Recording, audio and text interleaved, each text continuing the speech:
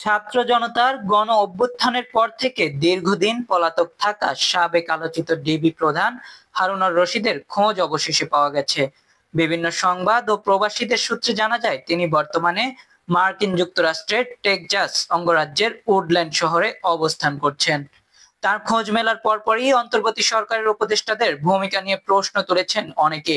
এই বিষয়ে ক্ষোভ প্রকাশ করে এনসিপি নেতা সাইফ মুস্তাফিজ তার ফেসবুক প্রোফাইলে একটি কঠোর বার্তা পোস্ট করেন। সাইফ মুস্তাফিজ তার পোস্টে অন্তর্বর্তী সরকারের উপদেষ্টাদের ব্যর্থতার অভিযোগ তুলে লেখেন, ডক্টর আসিফ নজরুল, আপনারা উপদেষ্টা হয়েও ডিবি হারুনরা দেশে ধরা পড়ার পরও কিভাবে দেশ থেকে নিরাপদে বের হয়ে টেক্সাস চলে যায়?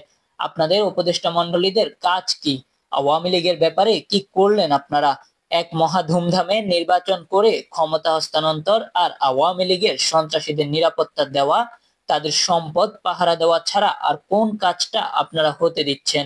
বিভিন্ন সূত্রের খবর অনুযায়ী হারুনুর রশিদ তার স্ত্রীর মার্কিন নাগরিকত্বের সুযোগ নিয়ে দেশ ছেড়েছেন। 5 আগস্টের পর তিনি আঘাত নিয়ে হাসপাতালে ভর্তি হয়ে আত্মগোপনে চলে যান এবং তারপর তার অবস্থা জানা যাচ্ছিল না।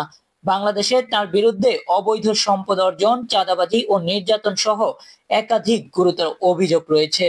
আদালত তার এবং তার ভাইয়ের বিপুল পরিমাণ সম্পত্তি ও ব্যাংক হিসাব জব্দ করারও নির্দেশ দিয়েছেন। হারুনুর রশিদের যুক্তরাষ্ট্রের অবস্থান নিশ্চিত হওয়ার পর প্রবাসীরা তাকে দ্রুত দেশে ফিরিয়ে এনে বিচারের মুখোমুখি করার জন্য অন্তর্বর্তীকালীন সরকারের প্রতি কঠোর আহ্বান জানিয়েছেন।